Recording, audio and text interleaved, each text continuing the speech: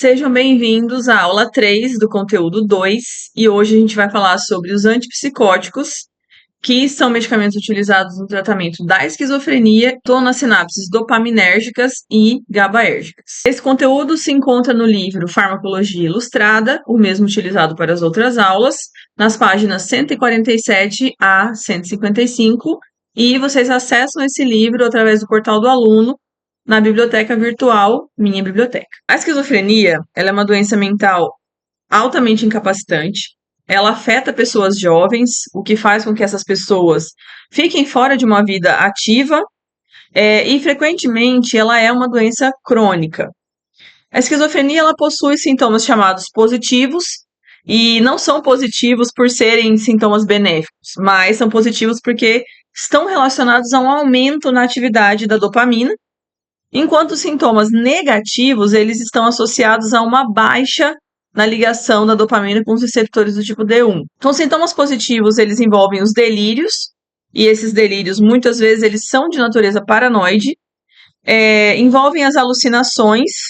Então, as alucinações geralmente vêm através de vozes na cabeça, vozes no ouvido.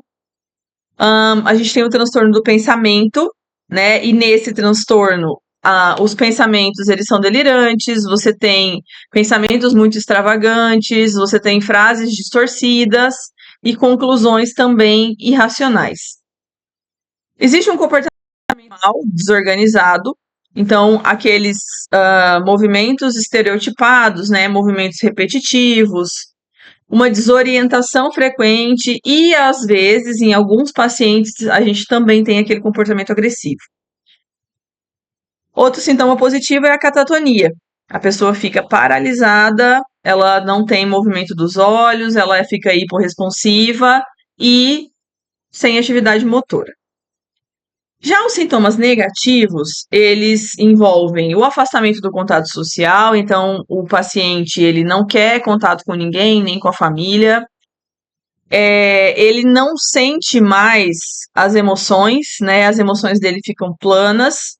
Ele tem uma anedonia, né? Aquela apatia, aquela vontade de não fazer nada, digamos assim, incapacidade de experimentar reações prazerosas ou fazer coisas que lhe trarão bem-estar. E relutância em executar as tarefas diárias, então tem muita dificuldade em seguir a rotina. E esses sintomas eles estão relacionados com a hipótese da desregulação da dopamina. Então, aumenta a sinalização dos receptores tipo 2 de dopamina e abaixa as do tipo 1. E a gente também vai ver uma hipoatividade da sinalização do glutamato. Falaremos logo a seguir sobre isso. Os neurotransmissores que estão envolvidos na esquizofrenia são a dopamina e o glutamato. Então, a gente tem os sintomas positivos que a gente acabou de falar, relacionados a uma hiperatividade na via dopaminérgica dos receptores do tipo D2. Então, você tem um estímulo muito intenso nos receptores do tipo D2. E os sintomas negativos estão relacionados a uma atividade diminuída na via dos receptores D1. Além disso, ocorre também uma hipofunção, ou seja, uma redução na atividade dos receptores do tipo NMDA relacionados à via glutamatérgica. Essa hipofunção, ela reduz o nível das atividades dos neurônios dopaminérgicos, então, baixando a atividade do receptor NMDA, você baixa a sinalização dopaminérgica e você vai também afetar os neurônios GABAérgicos, o que vai originar uma deficiência cognitiva. Então, além dos sintomas positivos e negativos, a gente ainda verifica uma deficiência cognitiva importante nos pacientes portadores de esquizofrenia. Então, falando sobre as sinapses afetadas na esquizofrenia, a gente tem a sinapse dopaminérgica. Então, esta primeira imagem corresponde à sinapse dopaminérgica. Em uma pessoa normal, a dopamina ela é liberada na fenda sináptica e ela vai estimular os receptores do tipo 2 no neurônio pós-sináptico. E a dopamina ela é liberada numa quantidade normal, suficiente para ativar as reações relacionadas a ela. Na esquizofrenia, então aqui nesse segundo neurônio, a gente observa que você tem uma quantidade bem maior de dopamina na fenda, então você tem uma hiperestimulação dopaminérgica ali na fenda, e a dopamina, ela acaba não ligando nos receptores do tipo D1. Então, você tem uma hiperestimulação do D2 e uma hipoestimulação dos receptores do tipo D1. Também a interferência nas sinapses do GABA, falamos do GABA na aula de hipnóticos e sedativos, e dos receptores do tipo NMDA. A sinalização GABA, ela é uma sinalização inibitória, relacionada então à abertura do canal de cloro, o que faz a hiperpolarização da membrana. Então, quando o neurotransmissor GABA ele é liberado na fenda, ele vai atuar nos receptores do tipo GABA lá no neurônio pós-sináptico. E essa sinalização ela é inibitória, então a gente vai ter uma inibição da atividade neuronal. A sinalização dos receptores NMDA, ela se dá através do glutamato. Então, é uma sinalização glutamatérgica. O glutamato, ele é liberado pelo pelo neurônio pré-sináptico e ele vai atuar em receptores estimulatórios do tipo NMDA e receptores inibitórios do tipo AMPA. Então, a gente tem os receptores NMDA como excitatórios da função cerebral. Então, eles ativam a resposta cerebral. O que diz exatamente a hipótese da desregulação da dopamina e da baixa atividade do GABA responsáveis pelos sintomas da esquizofrenia? Bom, elas são originadas da hipoatividade do receptor NMDA, o receptor N-metil-D-aspartato. Uma vez que esse receptor ele está com uma baixa atividade, ou seja, ele está sendo muito pouco estimulado, a gente vai ter duas respostas diante disso. Uma é a redução do estímulo para a liberação de dopamina.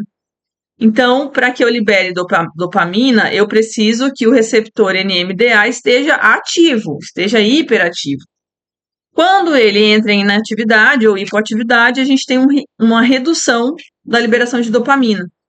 Essa redução da liberação de dopamina está relacionada aos sintomas negativos e cognitivos da esquizofrenia. Além disso, a hipoatividade do receptor NMDA vai resultar na estimulação da liberação de GABA. Além disso, essa hipoatividade também vai levar a uma redução da estimulação da liberação do GABA. Então, a gente vai ter uma liberação diminuída do GABA. E isso ocasiona um aumento da liberação de dopamina. Então, a gente aumenta a estimulação da dopamina, o que leva aos sintomas positivos da esquizofrenia. Então, em determinadas regiões, você vai ter uma hiperatividade da dopamina, e em outras regiões, você vai ter uma redução da dopamina. E essa combinação de fatores causa, então, a esquizofrenia. Lembrando que isso é uma hipótese, existem outras hipóteses também envolvidas na sintomatologia da esquizofrenia. Bom, os fármacos antipsicóticos, então, eles são usados principalmente no tratamento da esquizofrenia. Só que eles também podem ser utilizados em outros estados psicóticos relacionados a outras situações, mas também no estado de mania do paciente que tem o diagnóstico de transtorno bipolar. O tratamento, gente, com uma medicação antipsicótica, ele tem o benefício de aliviar os sintomas, então silenciar a mente, organizar os pensamentos, só que todos eles têm efeitos adversos bastante incômodos. Então, muitas vezes o paciente ele quer abandonar o tratamento justamente por conta desses efeitos adversos. Gente, esquizofrenia não tem cura, então a gente não vai curar essa condição com a medicação, ela vai estabilizar o estado mental do paciente e ela não elimina o transtorno crônico do pensamento. Então, as vozes vão continuar ali, o pensamento desordenado vai continuar ali, mas você tem uma redução nas alucinações e nas ilusões. E isso faz com que a pessoa conviva com um ambiente de apoio. Então, ela fica mais sociável por conta da diminuição dos sintomas psicóticos mesmo. Então, nós temos os antipsicóticos de primeira geração que são de baixa potência. Dentre eles, o mais famoso é a clorpromazina. Juntamente com ele, a gente tem a tioridazina. Então, esses dois são de primeira geração, a gente vai entender a diferença entre eles, mas eles têm uma potência baixa. E nós temos os outros de primeira geração que têm uma potência alta. Aí a gente tem, por exemplo, o haloperidol, que é um representante bastante conhecido dos antipsicóticos. Além disso, existe a flufenazina, loxapina, perfenazina, primosida, proclorperazina, tioctixeno e trifluoperazina. Então, esses são os de primeira geração. Os de segunda geração, que são, então, os mais utilizados atualmente, a gente tem o aripiprazol, arsenapina, clozapina, iloperidona, lurazidona, olanzapina, paliperidona, quetiapina, risperidona e ziprasidona. Então, dentre esses de segunda geração, a gente já tem representantes bem mais conhecidos, né, como a quetiapina, como a risperidona, e eles são os mais utilizados atualmente. A diferença entre eles, né, entre os de primeira e de segunda geração, é que os de primeira geração, eles são inibidores competitivos de vários receptores.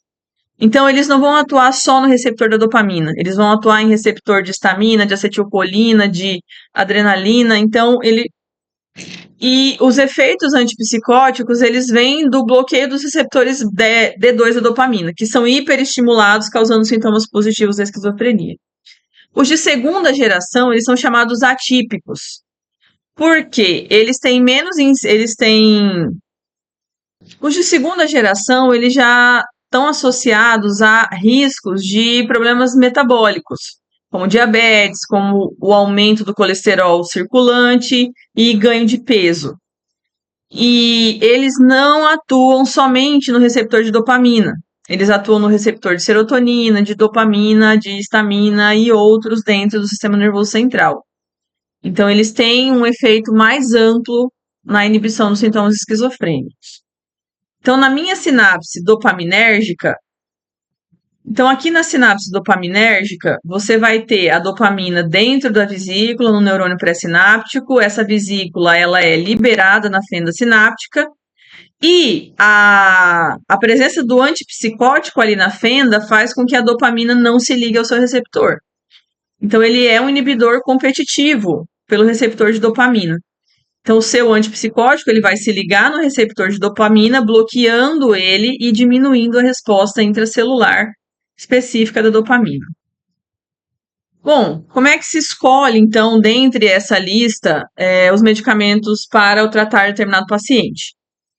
Então, os fármacos de segunda geração são os preferidos, né? Então, eles são os mais utilizados. Isso está relacionado com uma redução dos sintomas extrapiramidais. A gente vai falar logo mais sobre isso, mas os sintomas extrapiramidais, eles são extremamente debilitantes para o paciente esquizofrênico.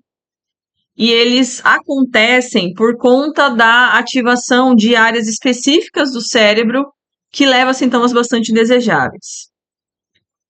A eficácia dos de segunda geração é muito semelhante aos de primeira. Então, eles não têm diferença, não tem um que funciona melhor do que o outro. Os dois têm a mesma eficácia. Mas a gente tem que considerar a resposta individual do paciente. Então, como cada paciente responde à medicação escolhida e também das comorbidades, porque os de segunda geração, então, aumentam a incidência de diabetes e de dislipidemia. Naqueles pacientes que são refratários, o que é refratário? Não responde ao tratamento, entre 10% e 20% dos pacientes, eles não respondem a nenhum antipsicótico, nem ao de primeiro, nem a de segunda geração. Nessa situação, se usa a clozapina, né? Ela é mais eficaz no tratamento do paciente refratário e ele tem baixo risco de ter os sintomas extrapiramidais. Só que o uso da clozapina, ele tem que ser monitorado porque ele inibe a medula óssea, ele suprime a produção de células de defesa e células vermelhas, né, pela medula óssea. Então, isso é um efeito colateral grave do uso da clozapina. O mecanismo de ação desses fármacos, ele vai ser um pouco diferente para cada um deles. Bom, quando a gente fala, então, do mecanismo de ação dos antipsicóticos, a gente tem o mecanismo de hiperestimulação do D2 da dopamina e inibição do D1, só que para os de segunda geração, a gente também tem atuação nas sinapses serotoninérgicas, especialmente nos receptores do tipo 5-HT2A. E dependendo de quem é o medicamento, você vai ter uma diferença aí nessas respostas. Então, a gente falou da sinapse da serotonina na nossa aula de antidepressivos, mas é importante a gente relembrar. A serotonina, ela é uma amina biológica, né? Então, ela tem uma estrutura derivada de um aminoácido. ela é armazenada em vesículas. Essas vesículas, quando ocorre o estímulo para a liberação de serotonina, elas são liberadas, né? A vesícula funde com a membrana liberando a serotonina na fenda, e essa serotonina vai se ligar com os seus receptores. Então, a gente tem os receptores 5-HT1A, 5-HT1B e 5-HT2A. Dependendo do receptor que a serotonina se ligou, você vai ter respostas diferentes. Bom, os antipsicóticos, então, de segunda geração, inibem receptores específicos da serotonina. A clozapina, ela tem uma afinidade alta pelos receptores do tipo D1 de dopamina, D4 de dopamina e 5-HT2, também por receptores muscarínicos e adrenérgicos, mas ela é um antagonista fraco do D2, então ela não funciona bem para bloquear o receptor estimulatório da dopamina. A risperidona e a olanzapina, elas bloqueiam os receptores do tipo 5-HT2A com mais intensidade do que os receptores D2. Por isso, elas são medicações que causam muita sonolência, porque atua nesse receptor que é inibitório da serotonina. O aripiprazol, ele é um agonista parcial do receptor D2, então ele estimula o receptor D2 e também o serotoninérgico 5-HT1A. E ele é um antagonista do 5-HT2A. Então, ele também vai bloquear o mesmo mecanismo da risperidona. A quetiapina bloqueia mais o D2 do que o 5-HT2A. Só que a quetiapina, ela não é um medicamento muito potente para o tratamento da esquizofrenia, né? Ela tem baixa força de bloqueio geral aí dessa sinapse que muitas vezes está descontrolada. Então, os antipsicóticos, eles têm como ação principal atuar em receptor de dopamina e receptor de serotonina, mas a gente tem a ligação deles com vários outros tipos de receptores. Então, aqui, por exemplo, a tioridazina e a clorpromazina, elas inibem receptores colinérgicos, receptores de acetilcolina. A clorpromazina inibe também receptor alfa-adrenérgico, né, receptor de adrenalina. Todos inibem o receptor de dopamina, mas principalmente o haloperidol, a flufenazina e o tiocticeno. Risperidona e clozapina inibem receptor de serotonina, e a gente tem a quetiapina aí também no meio, e a clorpromazina e a clozapina inibem receptores de histamina. Então, eles vão inibir aí os receptores de histamina. Falando, então, dos efeitos, né, do tratamento com os antipsicóticos, a gente tem aqui este gráfico que ele mostra o seguinte: quanto maior a afinidade do fármaco pelo receptor do tipo D2, né, quanto mais ele se liga no receptor do tipo D2, mais potente ele é. Então, aqui, por exemplo, o haloperidol, ele é o mais potente porque ele tem uma afinidade maior com os receptores do tipo D2. Aqui a gente tem também o exemplo da clozapina, né, que a afinidade dela pelo D2 é baixa ou média, enquanto pelo receptor do tipo D1 ela é super alta. Então, ela é diferente, né, dos outros antipsicóticos típicos de primeira geração, porque ela tem essa afinidade pelos dois tipos de receptor. Os outros todos vão ter afinidade por receptores específicos, ou de dopamina, ou de serotonina, ou um pouco em cada um. Bom, quando a gente tem a inibição dos receptores do tipo D2 e dos receptores tipo 5-HT2A de serotonina, você vai ter o efeito clínico. Então, você vai ter a diminuição dos sintomas positivos e negativos aí da esquizofrenia. Essas medicações também podem bloquear outros receptores, como a gente acabou de comentar, como os receptores de acetilcolina, de adrenalina e de histamina, o que gera uma série de efeitos adversos. Então, bloqueando sinapses importantes aí, de forma inespecífica, você tem os sintomas adversos que são bastante graves. Para os efeitos antipsicóticos, a gente tem como melhora do sintoma positivo, diminuição da ilusão e diminuição da alucinação. Então, isso já é um efeito bastante importante, uma vez que as alucinações e as ilusões são uma das partes mais graves, né, da esquizofrenia. Já os sintomas negativos, como a falta de afeto, a apatia e os déficits cognitivos, eles são mais aliviados, digamos assim, a gente tem um alívio maior desses sintomas com os fármacos de segunda geração. Tá? Os de primeira geração, eles vão responder pouco aos sintomas negativos e mais aos sintomas positivos. E temos os efeitos extrapiramidais, gente, que são os efeitos mais indesejáveis dos antipsicóticos, são os efeitos mais graves que podem prejudicar bastante, né, a rotina do paciente. Então, o que são esses efeitos extrapiramidais? São efeitos semelhantes ao que a gente vê no mal de Parkinson, como a distonia, né, o descontrole muscular, a acatesia e a discinesia tardia. A acatesia é uma sensação de incômodo constante, né? O incômodo interno, aquela coisa que deixa a pessoa bastante inquieta, e a discinesia tardia são os movimentos musculares anormais, descontrolados e involuntários também.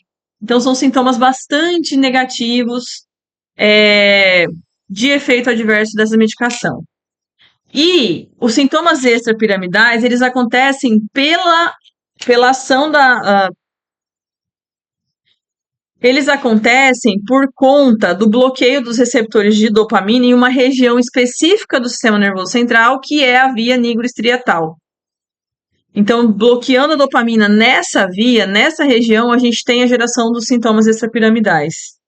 Os antipsicóticos de segunda geração, eles têm um efeito bem menor de incidência de síndrome extrapiramidal, do efeito extrapiramidal. Além desses efeitos relacionados à esquizofrenia, a gente também tem o efeito antiemético. Então, os antipsicóticos, eles também inibem o vômito, né? Eles também têm aquele efeito de bloqueio de enjoo.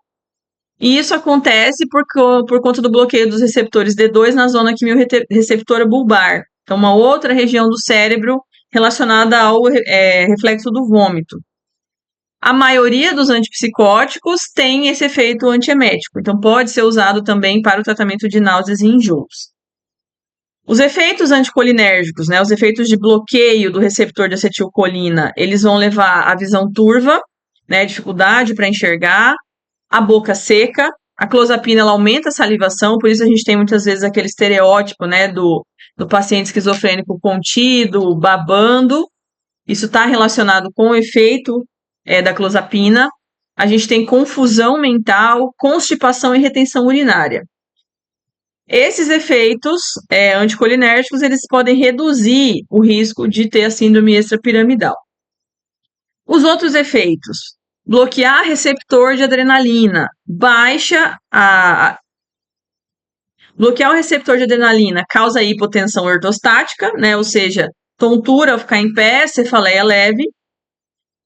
Também alteram a regulação da temperatura corporal, causando uma variação de temperatura, ora hipotermia, ora hipertermia. Eles aumentam a prolactina, então aumentam a produção do hormônio que estimula a lactação, por conta do bloqueio dos receptores D2 na hipófise. Causa uma sedação por conta do bloqueio dos receptores de histamina, isso acontece na clorpromazina, na olanzapina, quetiapina e clozapina. Tanto que, gente, a clorpromazina, ela é o Phenergan, né, que é um antialérgico bastante potente utilizado em crises de choque anafilático. E a gente também tem a disfunção sexual relacionada à ligação em vários receptores. Então, pacientes em tratamento para esquizofrenia frequentemente têm disfunção sexual. A síndrome extrapiramidal, ela vai acontecer por quê? Porque a gente pode ter uma resposta, né? Ou você pode afetar ali uma região do cérebro que é a região chamada de sistema extrapiramidal. Então, a inativação dos receptores de dopamina nessas áreas, ela vai causar, então, essa síndrome extrapiramidal. Então, isso pode acontecer tanto por efeito colateral de diversos tipos de medicação, como tratamento para o mal de Parkinson, ou tratamento para a doença de Huntington, ou sequela de AVC. E ela é caracterizada principalmente pelos movimentos involuntários. Então, aquele movimento de repetição, né, de movimento muscular não intencional. E aí, essa síndrome, ela gera dificuldade para se manter em pé, então o paciente não consegue ficar em pé direito, ele tem que estar se apoiando, tendência à queda, né, multidirecional, então pode cair para frente, para trás, para o lado. Tem distúrbio de marcha, não consegue andar direito, tem dificuldade de manter foco e realizar movimento rápido, então ele perde a coordenação motora e tem tremores acentuados. Então, a síndrome extrapiramidal, ela causa principalmente essa movimentação que é bastante. Então, os efeitos adversos, né, estão bastante relacionados à ligação com todos aqueles receptores que a gente comentou, e eles envolvem retenção urinária, então dificuldade para fazer xixi, aumento de massa corporal, principalmente os de segunda geração. O paciente pode ter convulsão pelo tratamento com antipsicótico, causa sedação, né? No início, principalmente do tratamento, o paciente fica bastante sonolento. Tem a hipotensão postural, né? O paciente não consegue ficar em pé, tem muita tontura. Causa disfunção sexual, o que é um efeito colateral bastante reclamado pelos pacientes. Pode causar arritmia e parada cardíaca súbita. E também xerostomia, que é a boca seca. Espero que a aula tenha sido proveitosa. Nos vemos, então, no nosso próximo conteúdo. Até lá!